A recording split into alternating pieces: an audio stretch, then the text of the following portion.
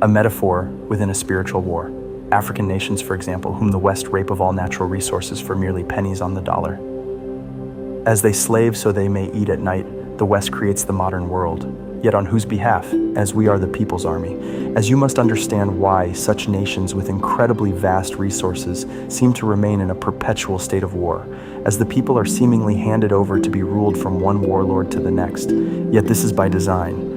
You see all of that wealth just sitting in the ground in Africa in the form of rare earth elements, like a Middle Eastern oil boom, bringing immense prosperity for such a nation and most importantly to its people, however at the cost to capitalist industry in the West, as it's much easier to hand a single yet large cut to an individual warlord, using such power to enslave those into work for such an agenda, providing monetary supply to the warlord's cartel at large, use to fund soldiers with guns, not to mention the war itself, a seemingly never-ending cycle or grasp on such power which belongs to the people, as this is simply a distraction, one which these warlords are there to portray and partake in. As the wars are real, as so are the civilians whom only desire to live in peace among their people. As these civil wars are simply a result of a lacking governing structure where a power vacuum has unfolded. Hence the creation of those warlords whom wish to hold the prosperity of an entire nation and its people in their greedy hands. Imagine such a nation in place with its own entirely independent industrial economic system, made specifically to capitalize on its own geopolitical growth as a nation and therefore its people.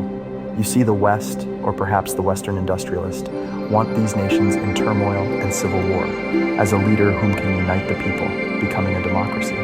With the rule of law, economics and a national industrialized network could take its power back. This is where a new global humanitarian alliance of nations comes into play. Modeled after NATO, the US Navy and the Marine Corps, yet rather to destroy, we unite, heal, provide, build, and create a more prosperous world. As a maritime force capable of reaching and deploying anywhere in the world at a moment's notice via the Earth's oceans, whose purpose is to rebalance the global geopolitical order.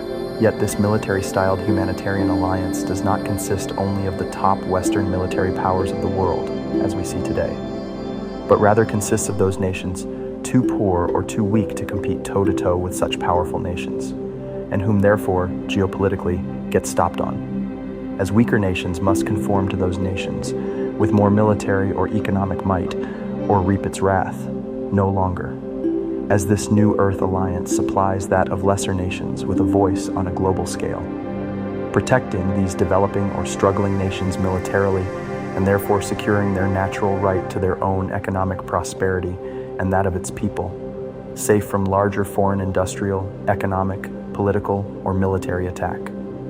Such tasks are the duties of this new international alliance, the Humanitarian Corps, an expeditionary humanitarian army capable of deploying at a moment's notice to anywhere in the world.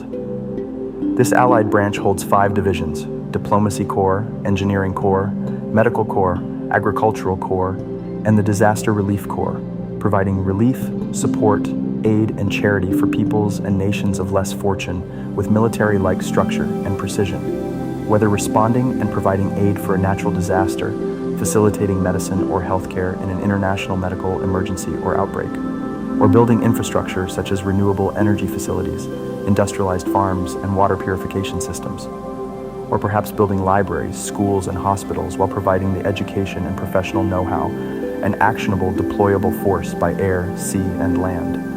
I am by no means stating that capitalism is an evil thing, as it's created the most flourishing nation upon earth.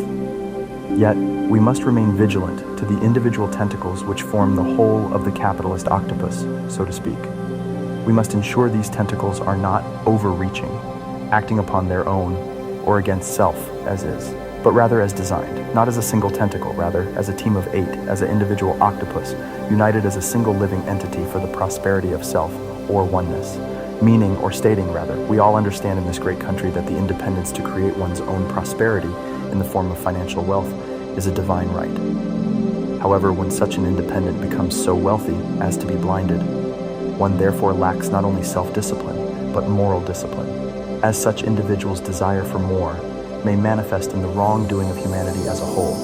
Holistically, it's not the role of an individual to prosper, rather the whole of humanity, which such an alliance stands for.